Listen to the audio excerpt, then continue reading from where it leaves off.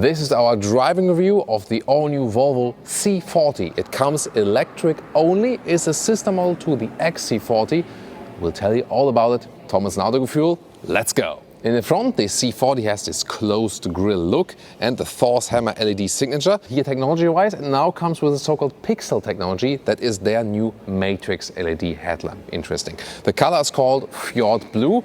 A nice Thomas blue here we like on Autogefühl. Overall, a very consistent and clean design in the front. The length at 4.43 meters or 174 inches, that's kind of the same length and the same wheelbase, just like the XC40. The difference is that the C40 has this SUV coupe shape, so the falling roofline right here, and then this attached small wing. It is a little bit more aerodynamic and therefore a little bit more efficient, but it won't make the biggest effect. Actually, it's a design thing, and it's still somewhat a standalone model because the interior also introduces something new, and this car will only be sold online.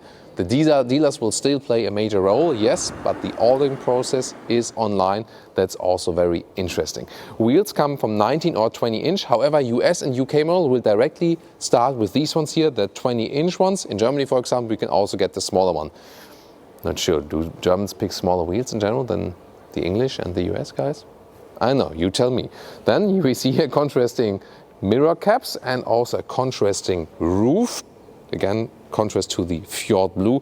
Once again, a very consistent design here in the side profile, and the acceleration figure also just like the brother model, 408 horsepower, all-wheel drive, so one electric motor in the rear, one in the front, and 4.7 seconds is the acceleration figure to 1 kilometers or 60 miles. The rear, yeah, that's where the Swedish music is playing, right? Because this is really screaming out, so different to the XC40 here again with the wing, and then also the tail lamps kind of split in this vertical dot style. A technology style, I would say, very modern indeed. I think it does work. I found it quite beautiful, and the thing is, it is unique. That's the most thing people are looking at this. By the way, the rear window and also the rear side windows, you can also get it in a tinted style. That would be an option. And top speed is 180 kilometers an hour or 112 miles an hour. And if you wonder how they came up with this idea here within the segmented light, originally they want to have one piece. Well, then here you have to make one split because of the tailgate, and everybody understands that. But then it's not possible to manufacture it in one piece in this, length and size. So they had to make a cut here. And then they were deciding, okay, then make one strip all the way through, but then you have this gap here.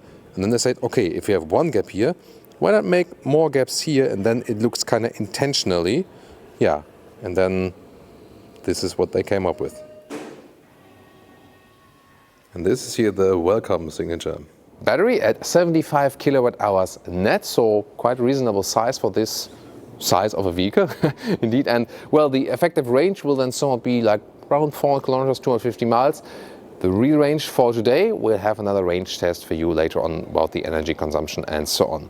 Then recharging will be 11 kilowatt AC or 125 kilowatt DC, so that will take around 40 minutes to charge from 10 to 80% if you use the full charging power. That's not too quick, but also comparable if you compared to the competitors. Of course, the ones with the 800 volt technology like the Hyundai Ioniq 5 or the Kia V6, they are a little bit better than in this respect. Come to the interior, but first, Autogefühl door closing sound test. Very solid, that's nice, and also solid interior build quality. You can see here soft touch here, then kind of three-dimensional inserts and a nice blue felt insert here. So that's something different and also fitting to the exterior color. Even blue floor mats, a refreshing change if you see all black interiors indeed.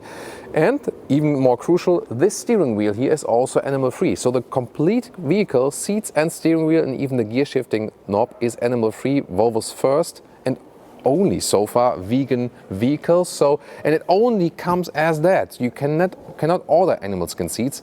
That's actually a consistent approach. The seats come either with fabric on the inside or here optional with microfiber, and the outside then is a high-grade leatherette. This will soon also be upgraded then to so-called Nordico leatherette, an own production by Volvo then, which is containing natural oil. That's very interesting also to make things even more sustainable. And also, you know, the materials, especially like the ground and the felt and the floor mats, they even use a high recycling share already right now. And to be more specific here, the inside, the microfiber is already now 100% recycling share. And everything which is blue here you can see, so floor mats inside and also the felt inside of the door, this is also 100% recycling share. By the way, if you say, yeah, the blue is too much screaming out for me, you can also just get it in more subtle black. The cool thing is here, for a compact SUV, you sit relatively high. I love that already about the XC40, and the same here for the C40. However, you still have enough headroom left. One means a 6 or 6 with 1. This here, by the way, is a fixed panoramic roof. There is no cover available whatsoever for that. I'll just bow down to you, to Brian now, who's doing camera today. It looks nice, brings light in, but when you're living in a very, very hot US state, for example, that might be a problem. That's why people are also wrapping their Tesla Model Y, for example, or Tesla Model 3 from the outside. Might be also a thing for the C40 then. Interior overview here with a clean Scandinavian architecture. You have 2 screens, 12.3-inch digital instruments and 9-inch vertical screen as standard. Soft touch dashboard. Then again, this 3-dimensional. And I really like different layers printed on here. Really interesting. This one here then is a little bit more harder, definitely. A lot of black piano lacquer. That's the only thing I don't like. And to change the temperature, you have to go inside here and then change the temperature. That's not really good. You can also use the voice control. Change temperature to 23 degrees. And since it's Google based or Android based, Android Automotive, this is also no problem. Changing the temperature to 23 degrees. There we go. So, and that's the thing about the system, soon more details to that. In the lower part, you have the volume knob that is still manual, gladly, and also a connection for your smartphone, inductive charging pad, for example. Apple CarPlay is supposed to come at some stage, by the way. And then here the shifting lever, D bar, that's it. No recuperation mode. Soon more to that decision in the driving part. Adaptive cup holders. And then this middle console is very interesting because here you have, you know, one cubby hole and then armrest and some more space here. Instruments with full screen map here possible, but you can also deactivate it, and then have the speedometer. And the only thing that is still bothering here, they are always showing the battery status and you cannot switch it. You cannot choose. Only when it's below 20%, then it shows the kilometer or mile range. Otherwise it stays like this. And their explanation to that is that the kilometer left or the miles range of left, that would be so volatile that it doesn't make sense to display it in the instruments. Yeah, but I don't follow this argument, you know. Yes, it's correct, the battery status will tell you more in a, let's say, accurate way, but still I want an, you know, estimation based on the kilometers I've driven, how much range I have left. Don't you want as well? However, what they do now offer, and the XC40 EV will also get it here in the main screen, you can see you have this range preview with a number. Before that it wasn't possible, and then here you have it, you know, in an even more elaborate way, and also this estimation between minimum and maximum, so at least you have it in the central infotainment system. Infotainment system looks classic Volvo, but the base of it is now Android Automotive by Google, and the thing is they have simplified it, so no swiping left or right, or there's nothing much here. Basically you have the Google Maps here, and this of course with the, you know, best traffic solution overall. That's really good to have, and also has a great voice input. The XC40 EV has it, and they're rolling this one out also to the V60, S60 models, and also V90, S90. The XC90, however, will not get it because it will come in the all-new generation very soon. And here, phone connection, again, Apple CarPlay will be possible at a later stage, I said. And Android Auto they will not offer because they say then, yeah, you know, it's an Android system anyway, and then you already have this integration, and they could keep it really rather simple. They have a little more application like these. We have car status once again here, or the range assistant, where you can also, you know, check the consumption figure here once again. This is also a realistic consumption figure, by the way.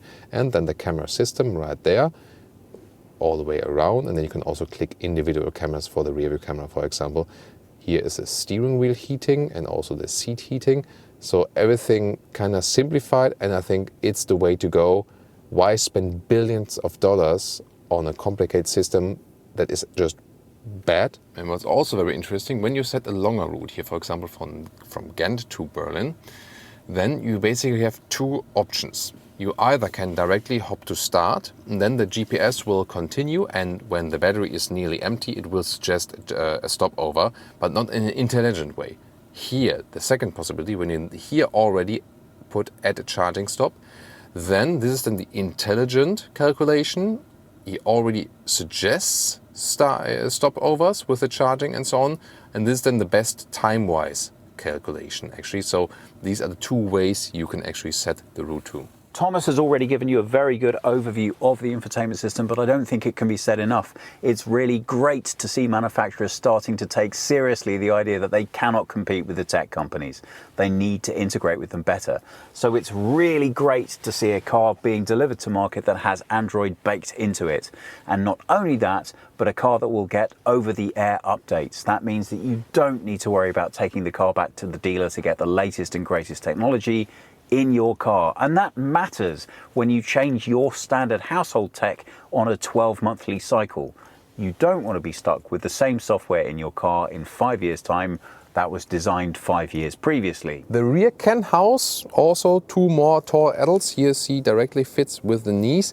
And the thing is, what about the compromise here?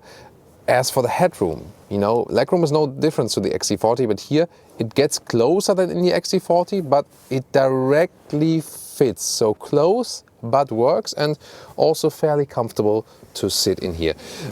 This was originally not a pure EV platform. That's why we still have a middle tunnel here. You can sit in the middle part. So yes, 5 tall adults would also work. Headroom is a little bit limited then, but of course not a purpose-built EV. Although this is EV only here because it was derived from that older XC40 platform. And then here, look at that seat heating, or also the USB-C changes here. Yeah, but overall I think you can live very well with that, considering it's not a long vehicle. And here cup holders, adaptive, and once again the build quality is really nice, also from the microfiber again. Everything also solid when you touch and feel anything. These head restraints here, they automatically fold, by the way, when you fold the seats. Here we go, and then you just push them up again. Overall, quite happy with the result here. And now the big question is there a frunk? Yay! There is a frunk. Here we go. So this would be another option to put your charging cable. So what about the trunk area? Let's open that one here.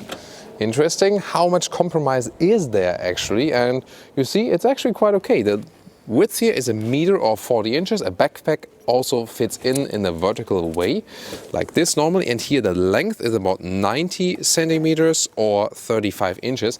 And the height here below the cover is 38 centimeters or about 15 inches. So actually okay, not too big of a compromise here. Below that you can have some space for your charging cables, and you can also have this one here when you don't have these like 1, 2, how much mats did they put in there? Interesting. So if you can use this one here as a splitter like this, you can also put, you know, something upright here that is being held like this. So overall I think well usable. And here we go, 67 inches or 170 centimeters.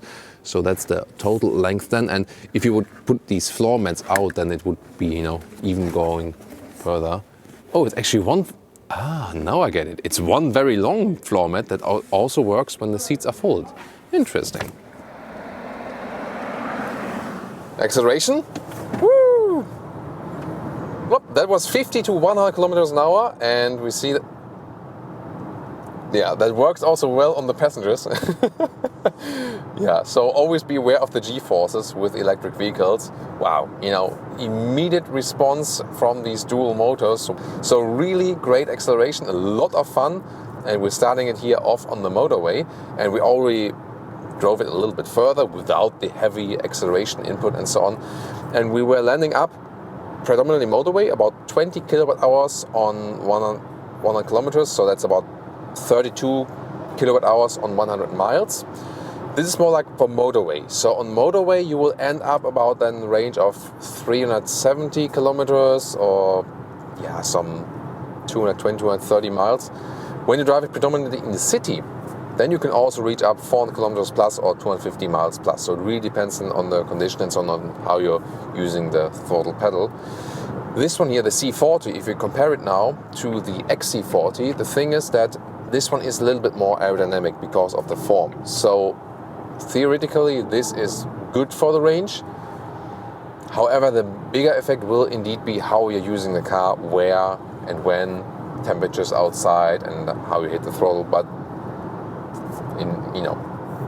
basically, this is a little bit better than as for the wind efficiency, as for the aerodynamics.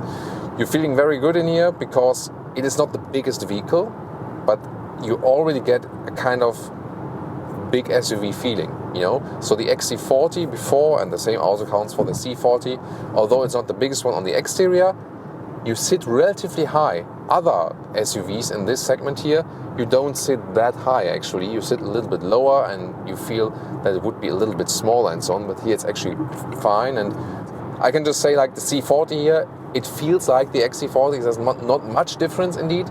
And the thing is, it feels good. It's just a good.